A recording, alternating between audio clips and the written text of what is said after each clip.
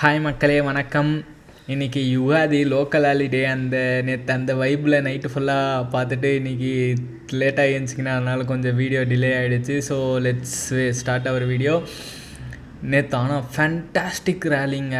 ஒரு இடத்துல கூட செல்லிங் ப்ரெஷரே வரலைங்க. ஆரம்பித்ததுலேருந்து அப்படியே ஜாலியாக அப்படியே காற்றுல மிதக்கிற மாதிரி நிஃப்டி அதே லைன்லேயே மிதந்துச்சுங்க. பட்டு இன்றைக்கி பார்த்தீங்கன்னு வச்சிங்களேன், இன்றைக்கி லேட்டு மார்க்கெட்லாம் ஓப்பன் ஆகிடுச்சு. மொத்தம் ஏன் இன்றைக்கி இவ்வளோ செல் ஆஃப் ப்ரெஷர்னால் 3 பிக் ப்ராப்ளம். ஒன்று வந்து யூஎஸில் வந்து கன்சியூமர் இன்ஃப்ளேஷன் டேட்டா வந்து ரிலீஸ் ஆச்சு. அது கொஞ்சம் நெகட்டிவாக வந்துச்சு, எக்ஸ்பெக்ட் பண்ணதோட ஹையராக வந்துச்சு. அது ஒரு நியூஸு. ரெண்டாவது நியூஸ் பார்த்தீங்கன்னு வச்சுக்கிங்களேன், இஸ்ரேல் வந்து குவைத்தில் இருக்கிற பிக்கஸ்ட் எல்பிஜி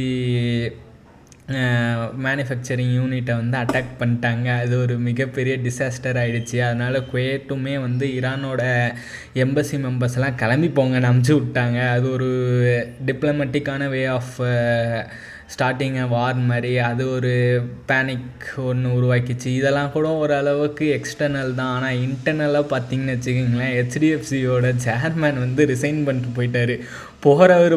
அப்படியே நான் எனக்கு இயர்லி ரிட்டையர்மெண்ட்டு, நான் ஜென்சி வாழ்க்கையை ஃபாலோ பண்ண போகிறேன்னு சொல்லிட்டு போனால் பரவாயில்ல, போகிற போக்கில் ஒரு குண்டை தூக்கி போட்டு போயிட்டார். இந்த மாதிரி ஹெச்டிஎஃப்சி வந்து என்னோடய விஷனுக்கு ஏற்ற மாதிரி பண்ணலை, அப்படி இப்படின்னு ஏதோ இதுவில் பிரச்சனை இருக்குதுன்ற மாதிரியே சொல்லிட்டு போயிட்டார். ஏண்டா ஒரு நியாயமாக இருக்கிற ஓகே, அதுக்கு இவ்வளோ நியாயமாவாடா இருப்பேன்ற மாதிரி ஒரு சூழலில் உருவாக்கி விட்டு போயிட்டார். ஸோ அதனால் நேற்று பார்த்திங்கன்னா யூஎஸில் வந்து ஹெச்டிஎஃப்சி ஏடிஆர் வந்து ட்ரேட் ஆகிங்குது. அது வந்து ஒரு 7.5% லாஸாம் நேற்று ஒரு நாளில்.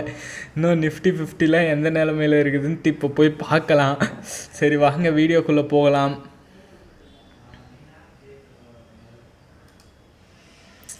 நீங்கள் பார்த்தீங்கன்னா நிஃப்டி 50 நேற்று க்ளோஸ் ஆனது வந்து 23,777 ரூபாய்.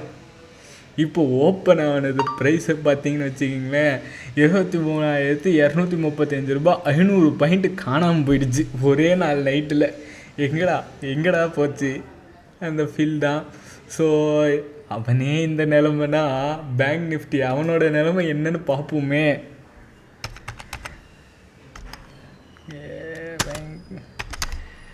பேங்க் நிஃப்டி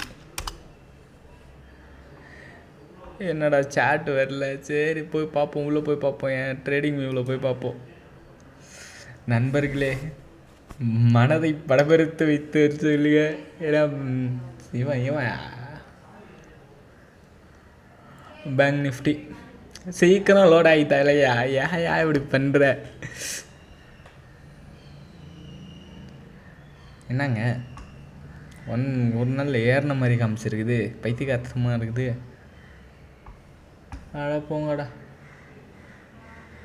இந்த அளவுக்கு லேட்டாக லோடாக இருந்தீங்கன்னா 2.5%ங்க பார்த்தேங்க, இல்லை 3%ங்க, 2.80 பார்த்தேங்க. வெயிட் பண்ணி பார்ப்போம் இருங்க. HDFC bank share. இந்த மைக் வேறு என்ன டைப் பண்ண விட மாட்டேங்குதுங்க. ஆஹா, எத்தனை பர்சன்ட்? 5% பாருங்க. ஆக்சுவலாக பார்த்தீங்கன்னா பேங்க் நிஃப்டியில் ஹெச்டிஎஃப்சி பார்த்தீங்கன்னா 20% இருக்குது. 20%ல் 5% வந்து இன்றைக்கி வைப் அவுட் ஆயிடுச்சு. அப்போ யோசிச்சு பாருங்க பேங்க் நிஃப்டியில் என்ன நடக்குதுன்னே தெரியல. சரி பார்ப்போம். பேங்க் நிஃப்டி 55,327 ரூபாயிலிருந்து அப்படியே 53,000 ரூபாய். எங்கே 2,000 பாயிண்ட்ஸு காணுங்க, 3% காணுங்க. என்னங்க பண்ணுறது? 2% காணுங்க, என்னங்க பண்ணுறது? ஐயோ சோளமுத்தா. பேங்க் நிஃப்டி கவலை கடம். சென்செக்ஸ் ஏறி இருக்கா? என்னங்க சொல்கிறீங்க? இருங்க நான் பார்க்குறேங்க. சென்செக்ஸ் ப்ரைஸு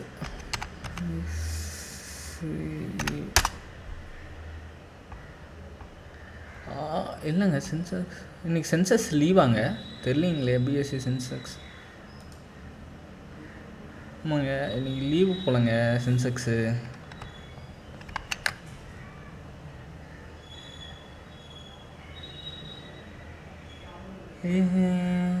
மார்ச் 19 காலங்காலத்தில் 9:30 மணிக்கு. இது இங்கே அதாங்க சென்சாக்ஸ் இன்றைக்கி லீவ் போலங்க, அதனால் பாசிட்டிவில் காமிக்கிறேன், வேறு ஒன்றும் இல்லைங்க. டிஸ்க்ளைமர், என்ன டிஸ்க்ளைமர்? சரி விடுங்க, நான் டைம் ஒன்றும் பார்க்கல. சரி, ஏதோ சென்செக்ஸ் மட்டும் எனக்கு ஓப்பன் ஆகலை போல், அதனால் அது தட்டலை அடிங்குதான். இன்றைக்கி மார்ச் 28 இன்றைக்கி ஓப்பன் ஆகலை, அதனால் தப்பிச்சிக்கினா. யூஎஸ் மார்க்கெட் ஆஸ் யூஷுவல் நான் சொன்ன மாதிரி அதில் பலாலத்தில் இருக்குது. பார்த்தீங்கன்னு வச்சுக்கிங்களேன், யூஎஸ் மார்க்கெட்டு 1.5% காலி, யூரோப்பியன் மார்க்கெட்டு 1% காலி. பாருங்க, ஜப்பான் மார்க்கெட்டு அப்படியே தரத்தட்டி இங்கே கீழே மிதக்கிறாரு. நம்ம நேற்று மேலே மிதந்தான், இன்றைக்கி இவர் கீழே மிதக்கிறாரு. நம்ம கீழே ஓப்பன் ஓப்பன் ஆகிட்டு கொஞ்சம் மேலே ஏறி இருக்கிறாரு. ஏன்னா என்னான்னு தெரிலப்பா, இல்லைங்க ஏறி அப்படி இறங்கிக்கிறாரு. பார்ப்போம், வெயிட் பண்ணி பார்ப்போம், இன்றைக்கி மார்க்கெட் எப்படி போகுதுன்றதை வெயிட் பண்ணி பார்ப்போம். ஸோ அதான் சொன்னீங்களே, ஃபெட் மீட் ரேட்டை ஹைக்கு ஆகுன்ற மாதிரி சொல்லியிருக்கிறாங்க. ஸோ அதனால் ஒரு நெகட்டிவ் நியூஸு. அதுக்கப்புறமா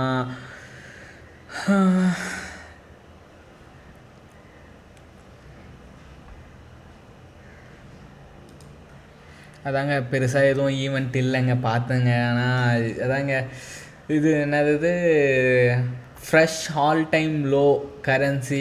இது வந்து வழக்கம் போல் நான் சொன்னது தான், பெருசாக ஒன்றும் இல்லை. 23 ரூபா வந்துச்சு, 22 ரூபாயிலே ட்ரேட் ஆகிருந்துச்சு. இப்போ 23 ரூபா ப்ரொமோஷன் வந்துருக்குது. எக்ஸ்பெக்ட் எல்லாம் என்ன சொல்கிறாங்கன்னா 100 ரூபா வரைக்கும் இந்தியன் டாலர் ரேஷியோ போவோன்றாங்க. என்னை பொறுத்த வரைக்கும் சீக்கிரமாக 100 ரூபா போயிடுச்சுன்னா நம்ம வேலையை பார்க்க ஆரம்பிக்கலாங்க. ஓரளவுக்கு அட்ராக்டிவாக மார்க்கெட் இருக்கும், அதுக்கு மேலே ஃபால் ஆகாது.